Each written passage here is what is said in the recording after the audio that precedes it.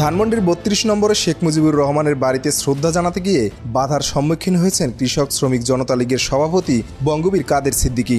এ সময় তার গাড়িতে ভাঙচুর করা হয়। ১৫ই আগস্ট বৃহস্পতিবার সকালে রাজধানীর ধানমন্ডি ৩২ নম্বরে কাদের সিদ্দিকী শ্রদ্ধা জানাতে গেলে এই ঘটনা ঘটে। এ বিষয়ে কাদের সিদ্দিকী গণমাধ্যমকে বলেন, সেখানে অনেক উত্তেজিত লোকজন দেখলাম, ছাত্রদের দেখলাম।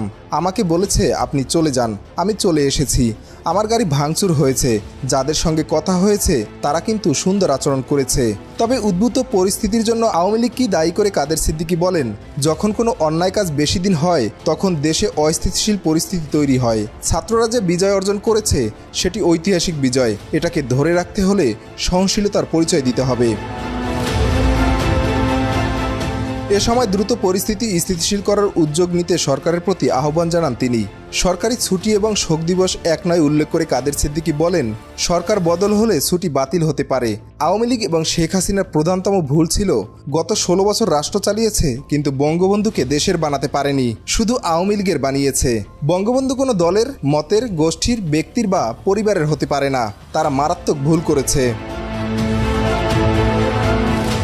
তিনি আরও বলেন, আমি এত বছর যাবৎ আওয়ামী লীগ দ্বারা নির্যাতিত, তারপরও এই আন্দোলনকারীরা যদি আমাকে তাদের শত্রু ভাবে তাহলে এটা তো আমার জন্য দুর্ভাগ্যজনক। তারপরও বলবো, দেশের মানুষের যদি স্বাধীনতা নিশ্চিত হয়, জানমাল নিরাপত্তা নিশ্চিত হয়, সেটিও আমার জন্য গৌরবের।